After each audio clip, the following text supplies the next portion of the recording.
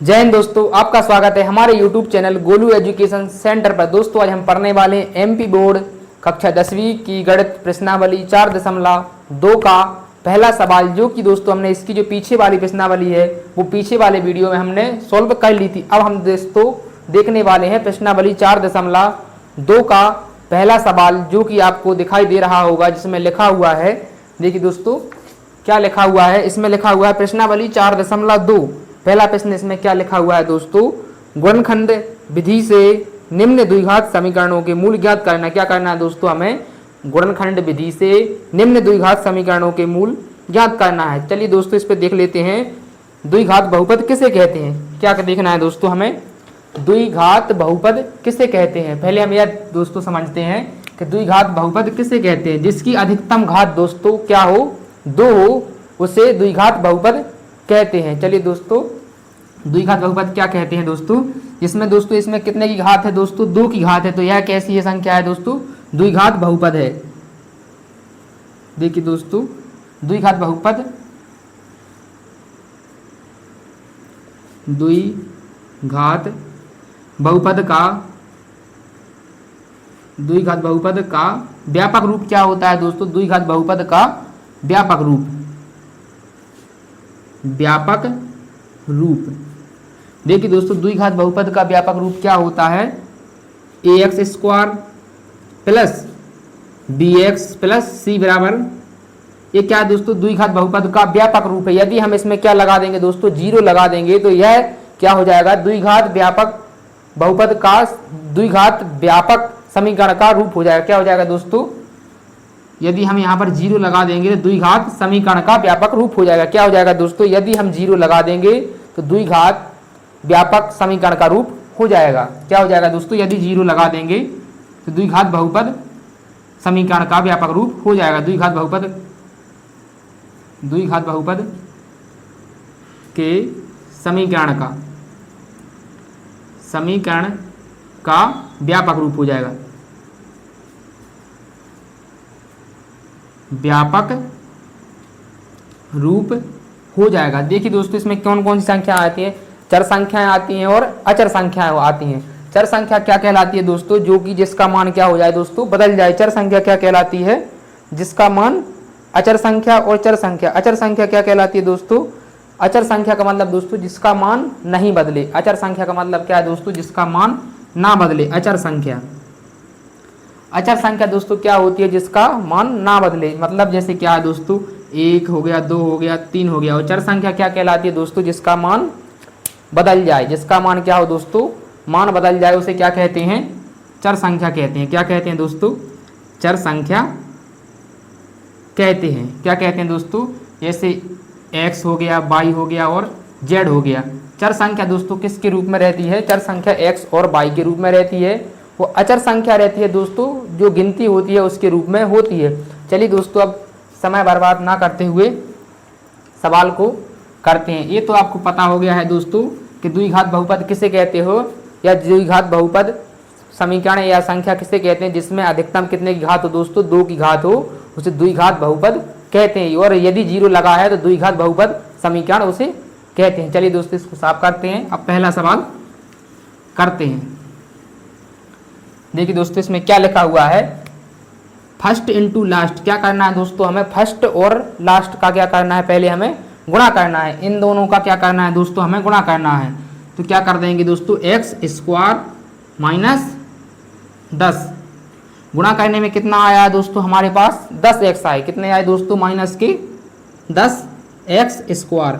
तो गुणा करने में कितने आने चाहिए दोस्तों, हमारे पास गुणा करने में आने चाहिए 10, और क्या करने चाहिए, घटाने में कितने आने चाहिए दोस्तों, हमारे पास माइनस के 3 आने चाहिए। कितने आने चाहिए दोस्तों, माइनस के 3 आने चाहिए। चलिए दोस्तों करते हैं। अब इसमें क्या करना है, माइनस के 3 आने चाहिए। क्या करनी चाहिए, माइनस के 3 आने चाहिए। यहाँ पर क्या ले लेते हैं दोस्तों, माइनस, यहाँ पर कितने लिखे हुए हैं दोस्तों, x² लिखे हैं तो x² लिख लो। यहाँ पर क्या लिख लेते हैं दोस्तों, 5x प्लस के 2x और माइनस से कितने आ जाएंगे दोस्तों, 10 बराबर 0।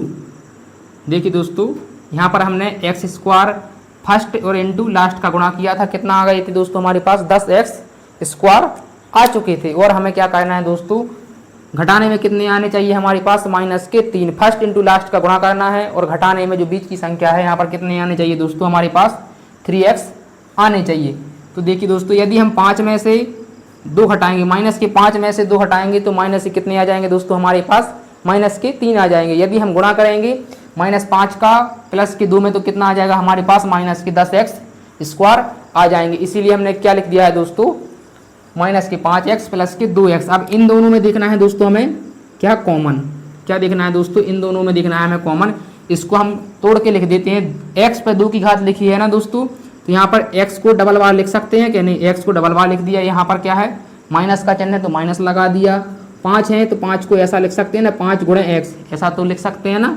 यहाँ पर क्या है दोस्तों, प्लस लगा दिया, 2 गुणे x लिख सकते हैं, हाँ बिल्कुल लिख सकते हैं। यहाँ पर क्या है दोस्तों, माइनस है तो माइनस से कितने लिख दिए हमने, 10 लिख दिए। कितने लिख दिए दोस्तों, 10 नहीं लिखना है, इसको भी तोड़ के लिख देते हैं। 2 पंचे कितने लिख देंगे दोस्तों, 2 गुणे 5, 2 पंचे कितना हो जाएगा दोस्तों, 10 हो जाएगा, बराबर कितना बचा दोस्तों, 0। अब इन दोनों में हमें क्या करना है दोस्तों, कॉमन देखना है। क्या देखना है दोस्तों, कॉमन देखना है। एक क्या बना लेंगे दोस्तों, हम घर बना लेंगे। इस साइड इन दोनों में कॉमन क्या है, इसमें देखना है कॉमन और इसमें देखना है। इन दोनों में क्या है दोस्तों कॉमन, x कॉमन है। क्या है दोस्तों, x कॉमन है। x कॉमन है तो x क्या आ जाएगा दोस्तों, बाहर आ जाएगा। यहाँ पर क्या बचा, x बचा और माइनस के 5। यहाँ पर क्या लिख देंगे दोस्तों, x माइनस के 5 प्लस, इन दोनों में क्या कॉमन है दोस्तों, 2 कॉमन है। इस साइड भी 2 है और इस साइड भी 2 है। इसमें भी हमें क्या था दोस्तों कॉमन, इन दोनों में क्या था दोस्तों, x कॉमन था। इन दोनों में क्या था, इसमें और इसमें क्या था, x कॉमन था। तो इसमें भी क्या है दोस्तों, इस साइड 2 है, इस साइड 2 है। यदि इस साइड भी 2 होता तो हम क्या लेते दोस्तों, 2 कॉमन ले लेते। कितने ले लेते दोस्तों, 2 बाहर निकल आए। यहाँ पर कितना बचा, कितना बचा दोस्तों, x माइनस 2x माइनस 5। यहाँ पर कितना आ जाएगा दोस्तों, x माइनस के 5। ये 2 थे, ये क्या है दोस्तों, बाहर निकल आए और x माइनस 5 बचा। यदि इधर भी एक सी संख्या और इधर भी एक सी संख्या है तो हमारा जो गुणनखंड किया है वो हमारा सही है। यदि हमने एक सी संख्या यहाँ पर नहीं आई तो हमारा गुणनखंड क्या हो जाएगा दोस्तों, गलत हो जाएगा। हमें किसी भी प्रकार से यहाँ पर एक सी संख्या लाना है। यदि a वाली संख्या और a वाली संख्या एक सी है तो हमें क्या लिख लेंगे दोस्तों, एक बार लिख लेंगे। इस संख्या को कितनी बार लिख लेंगे दोस्तों, एक बार लिख लेंगे। x माइनस के 5 और a वाली संख्या है, इसको लिख लेंगे x प्लस का 2, बराबर कितना आ जाएगा दोस्तों, हमारे पास 0 आ गया है। अब इसमें भी माइनस का क्या कर देंगे, इसमें भी 0 घटा देंगे। x माइनस 5 बराबर कितना है दोस्तों, 0। और यहाँ पर क्या लिख देंगे, x प्लस के 2 बराबर 0। अब इसका क्या करना है दोस्तों, हमें पक्षांतर करना है। क्या करना है दोस्तों, पक्षांतर कर देंगे। x है जो प्लस का है वो कैसा हो जाएगा दोस्तों, माइनस का हो जाएगा। x बराबर प्लस का था, पक्षांतर कर देंगे, कैसा हो जाएगा दोस्तों, माइनस का था प्लस का हो जाएगा। ये हमारे पास क्या आ गया दोस्तों, आंसर आ चुका है। और एक ऐसा है दोस्तों, प्लस का था, पक्षांतर कर देंगे तो कैसा हो जाएगा दोस्तों, माइनस का आ जाएगा। कितना आ जाएगा दोस्तों, माइनस का आ जाएगा। क्या है दोस्तों, मूल कितने आ गए दोस्तों, यहाँ पर लिख देते हैं आंसर, मूल बिंदु। मूल बिंदु क्या है दोस्तों, x बराबर हमारे पास दोस्तों 5 आ चुके हैं और x बराबर माइनस के 2। ये हमारे पास क्या आ चुके हैं दोस्तों, आंसर आ चुके हैं दोस्तों। आगे यदि अब की बार जो अगला सवाल करेंगे तो हम उसमें पता है कैसा करेंगे सवाल, ऐसा करेंगे कि जो हमने यहाँ पर ये तोड़ के लिखा हुआ है ना, इसको हम तोड़ के नहीं लिखेंगे। क्या लिखेंगे दोस्तों, तोड़ के नहीं लिखेंगे और आसानी से करेंगे। आप दोस्तों इस सवाल का स्क्रीनशॉट ले सकते हैं और कमेंट में बताना दोस्तों आपको यह सवाल कैसा लगा। जय हिंद दोस्तों।